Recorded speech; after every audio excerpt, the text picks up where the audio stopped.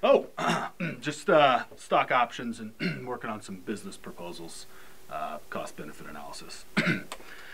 So welcome to this week's episode of Fresh Data. Hope everyone was able to check out the spring line that launched last Friday. Let me tell you, it is good. And now for a quick message from our sponsors. I was banging 7-gram rocks and finishing them because that's how I roll. I have one speed, I have one gear. Go.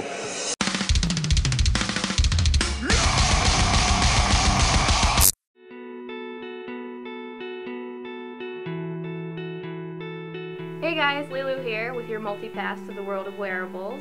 I'm going to talk to you a little bit about what I love about costume and fashion design and what got me into it.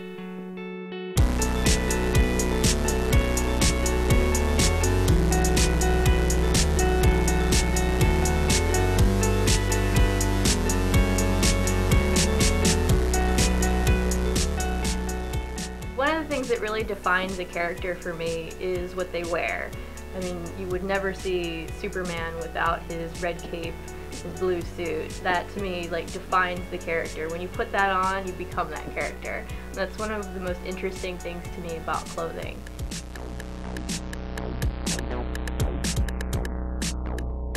For me, I draw a lot of inspiration from the video games that I play, music, and of course one of my favorite movies, The Fifth Element.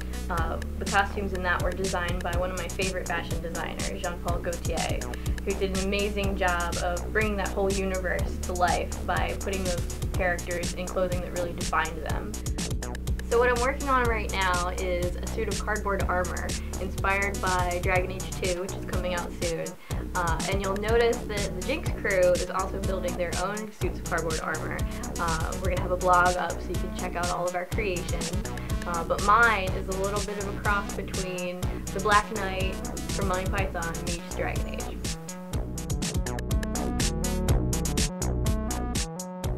So that's what I'm making these days.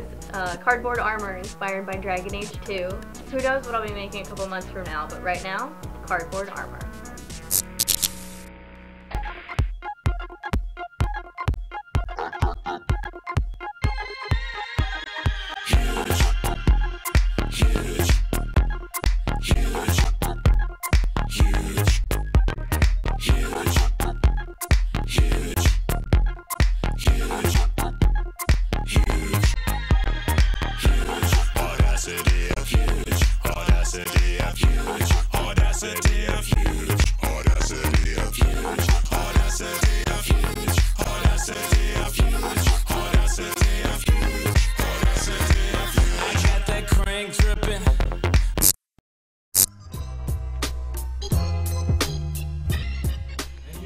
My name's Kino, aka Lunchbox. I am the project coordinator at Jinx. In my off time, one thing that I'm super passionate about lately is restoring old beat-up surfboards. Whatever comes up, comes out. You know, taking an old board that looked like it would never see the ocean again and bringing it back to life, and it's just a super rewarding feeling because you kind of feel like the board has kind of a mind of its own, and I almost can feel the board being stoked, and that, you know, in turn makes me super stoked as well.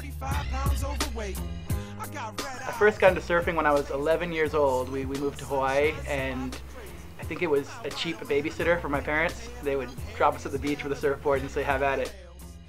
Another really cool thing that I like about working on old boards is that every board's got a story. This board particularly was shaped on Kauai, you know, and end up with it in my hands and get to add to that story and hopefully make that story a little longer. The journey of the board and how it came to my hands and where it's going to end up after I'm ready to hand it off is really intriguing to me.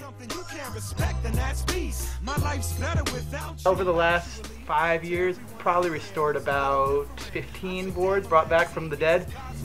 You know, shooting down the face of a wave on something that was, you know, tossed in someone's garage 2 weeks ago. And now it rides like it's brand new. It's a great rush. And I don't know that you ever feel quite as close to nature as when you're riding something that nature's given you. I'ma be alright. You ain't gotta be my friend tonight. You ain't gotta love me. And I'ma be okay.